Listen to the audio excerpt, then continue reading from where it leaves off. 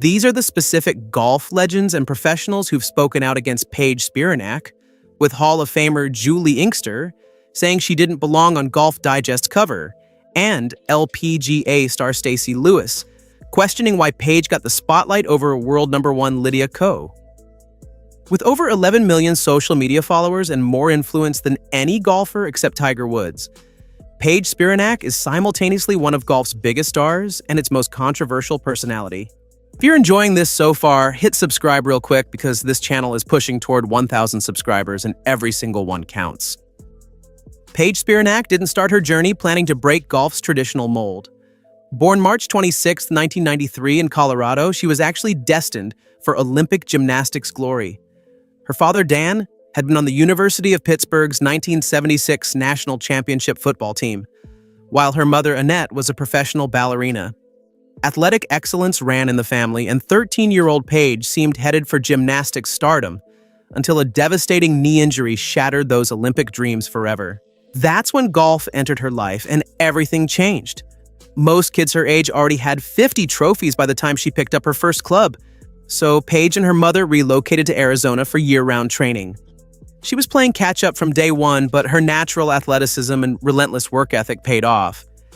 She earned a scholarship to the University of Arizona, then transferred to San Diego State, where she won all Mountain West Conference honors and led the Aztecs to their first Mountain West Conference championship in 2015. But here's where the story takes a dramatic turn. Despite her college success, Paige's professional golf career lasted barely 1 year. She turned pro in August 2015, made her debut at the Dubai Ladies Masters tournament in December. By 2016, she had retired from competitive golf entirely. Her total professional earnings? A measly $8,010. Yet somehow, this brief and unremarkable professional career launched her into golf superstardom and made her more enemies than almost any other figure in the sport. The hatred started immediately during her professional debut at the Dubai Ladies Masters. Paige received an invitation to this prestigious Ladies European Tour event, despite having no significant professional accomplishments, and the other female golfers made sure she knew they weren't happy about it. "I would go on the range and girls would just scatter," Spiranac revealed years later. "No one wanted to hit next to me.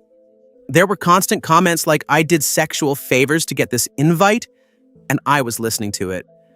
And they would say it within earshot of me." The female professionals had a point that stung because it contained a grain of truth. While they had been grinding for years on mini tours, earning their way through qualifying schools and fighting for every sponsor dollar, Paige had parlayed her social media following into opportunities they felt she hadn't earned. "I understand, and I get it," she later admitted.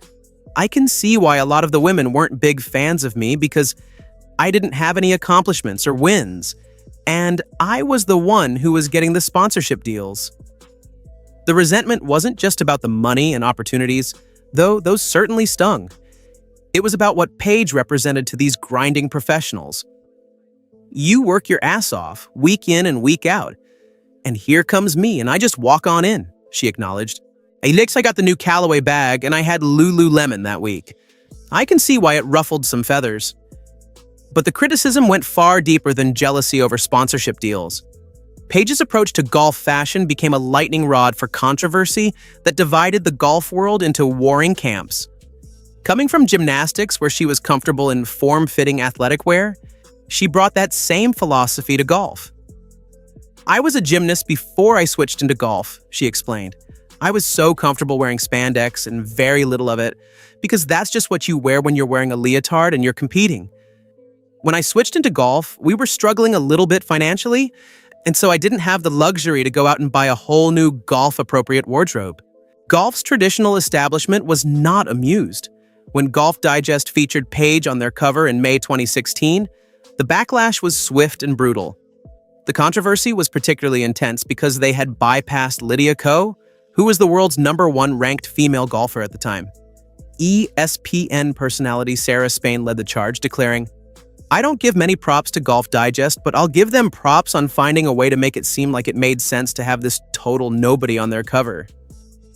Julie Inkster, a Hall of Fame golfer with 31 career wins, was equally direct in her criticism, stating that Paige hadn't earned her place on such a prestigious platform.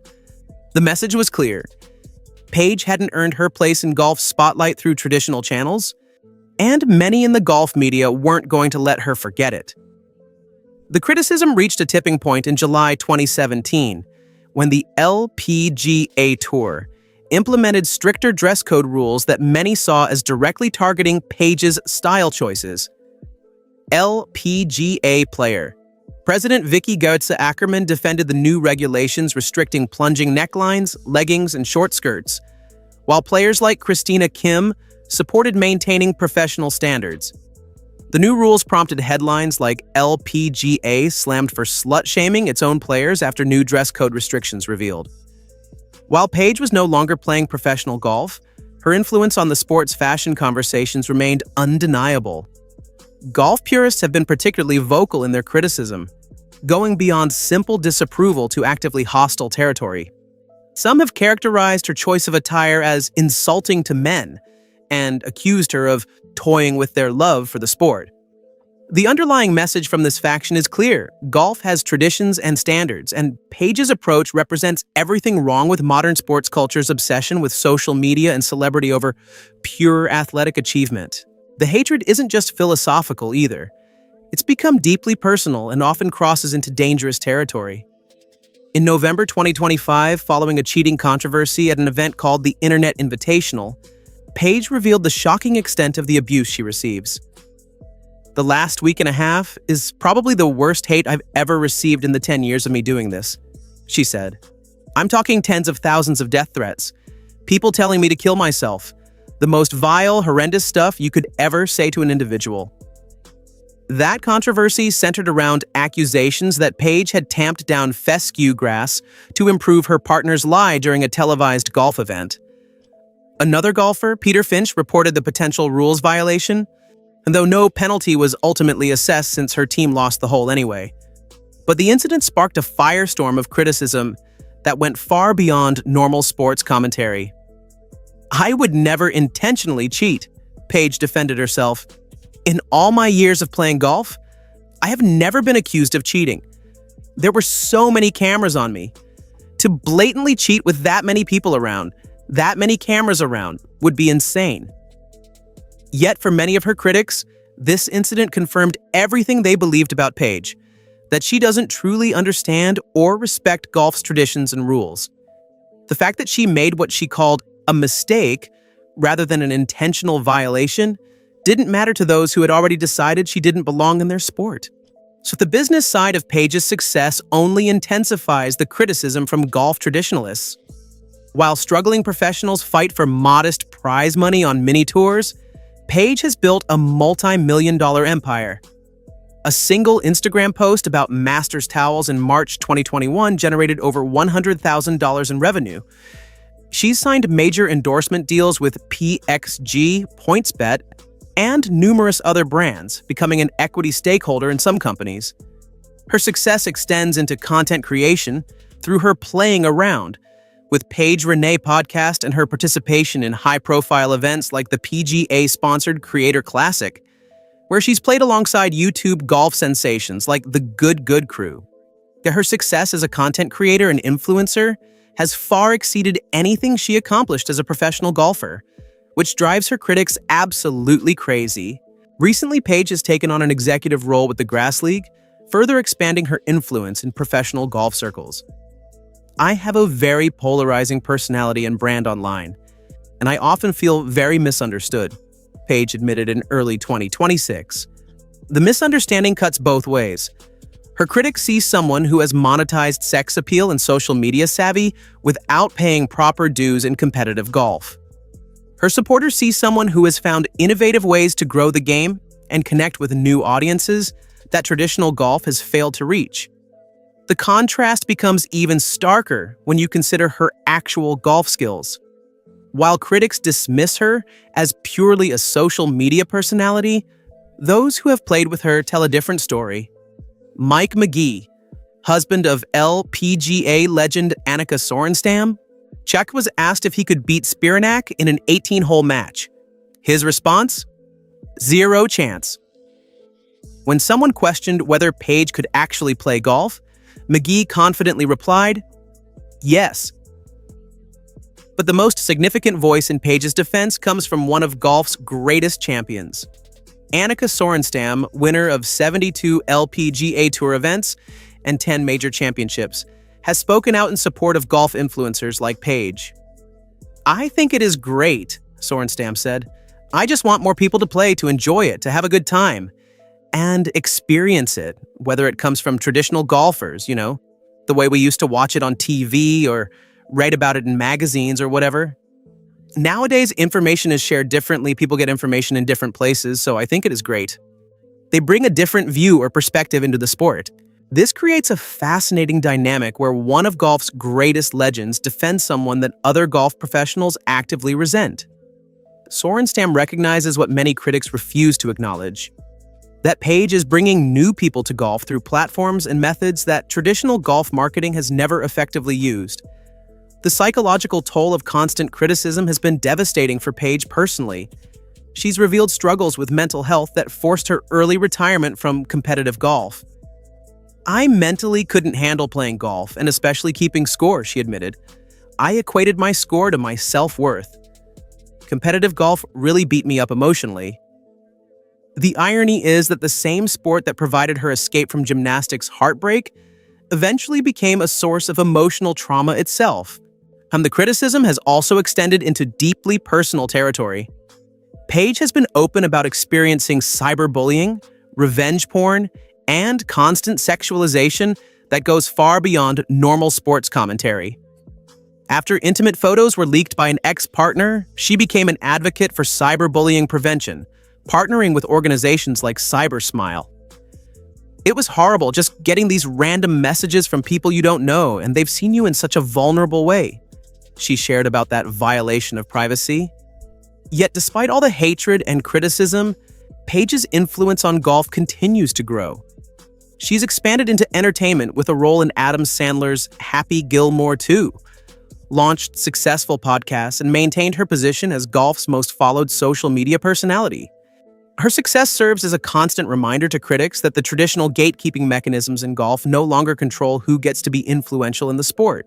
The tension underlying all the criticism is about who gets to define what golf should be. Traditional golf culture values quiet dignity, conservative dress codes, respect for established hierarchies, and earning success through grinding competitive achievement. Paige represents a different path, leveraging personality, social media savvy, and business acumen to build influence and success without following traditional routes. This philosophical divide explains why the hatred toward Paige often feels so intense and personal. It's not just about one person's career choices, it's about the future direction of golf itself. Critics see her success as validation of everything wrong with modern sports culture, where social media followers matter more than tournament victories and personal branding. Trump's pure athletic achievement. But there's also an undeniable gender component to the criticism that can't be ignored. Male golfers who use social media effectively rarely face the same level of vitriol that Paige encounters daily. The focus on her appearance and clothing choices, the questioning of her motives and authenticity, and the assumption that her success must be unearned all echo broader societal issues about how female athletes are judged differently than their male counterparts. As 2026 continues, Paige has reached a philosophical acceptance about her polarizing status. "The people who dislike me will always dislike me," she concluded. "They will always think that I am that person, no matter what." She's recognized that no amount of golf skill demonstration, charitable work, or industry recognition will change the minds of those who have decided she doesn't belong in their vision of golf. The hatred toward Paige Spiranac reveals more about golf's internal struggles with modernization than it does about any individual person. She represents the collision between golf's traditional culture and the realities of how sports, entertainment, and business operate in the social media age. Her critics aren't wrong that she took a non-traditional path to golf prominence, but their assumption that this path is somehow illegitimate reveals their own discomfort with how influence and success are created in modern sports. Whether you love her or hate her, Paige Spiranac has changed golf's relationship with social media, fashion, and audience engagement. The legends and professionals who criticize her are fighting a battle against larger cultural changes that extend far beyond one person's career choices. Their hatred says as much about golf's resistance to evolution as it does about the woman who forced that evolution by refusing to play by the old rules. In the end, the golf legends who explain why they hate Paige Spiranac are really explaining why they hate the changing nature of their sport itself.